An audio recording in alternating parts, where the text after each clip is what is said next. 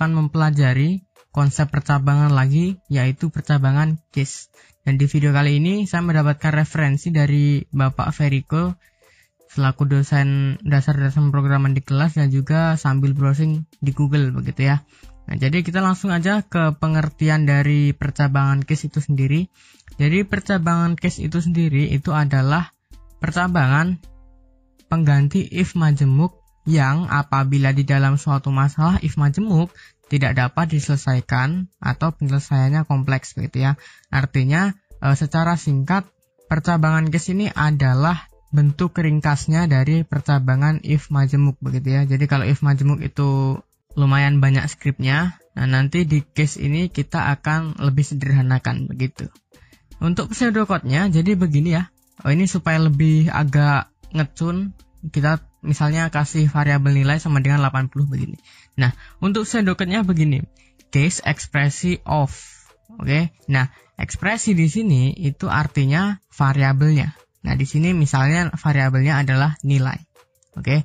Nah, case nilai of begitu ya.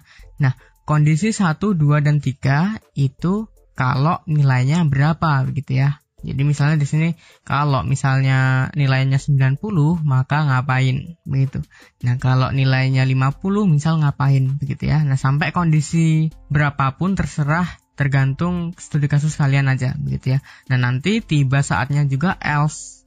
Oke, ini kalau pseudocode ya. Else pernyataannya apa begitu. Jadi kalau semua kondisinya salah dibalah di else. Kemudian ketika kita awali dengan case, diakhiri juga dengan and case gitu ya. Nah, kalau if kan if and if. Kalau case ya case and case begitu. Dan kalau kalian nanya apa sih perbedaannya antara if versus case begitu ya. Nah, jadi begini. Kalau di percabangan if itu kan kita bisa akalin begini ya. Lebih besar sama dengan 1 misal. Lebih kecil sama dengan 1, lebih besar sama dengan 1, lebih kurang sama dengan 1, dan tidak sama dengan 1 atau sama dengan 1. Oh, ini sama dengannya harusnya 2 ini. Sama dengan 1 begitu. Nah, kalau di case itu nggak bisa. Kita nggak bisa lebih besar, lebih kurang gitu, kita nggak bisa. Nah, kalau di case itu harus pas.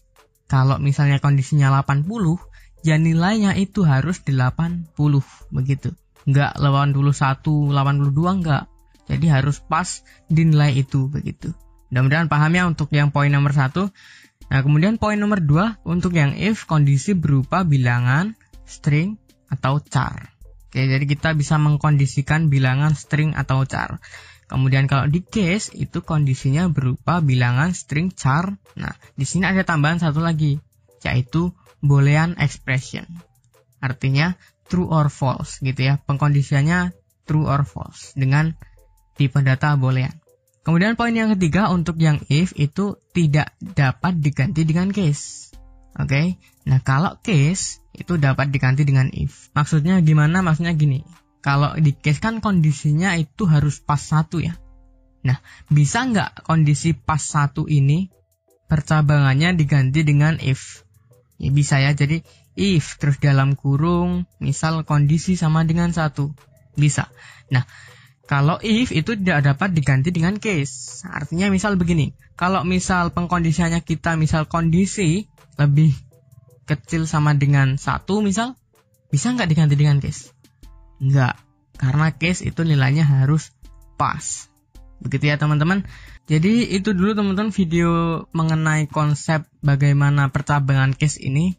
Mudah-mudahan kalian paham dengan konsep yang saya sampaikan. Dan di video selanjutnya, kita akan membahas konsep logika perulangan.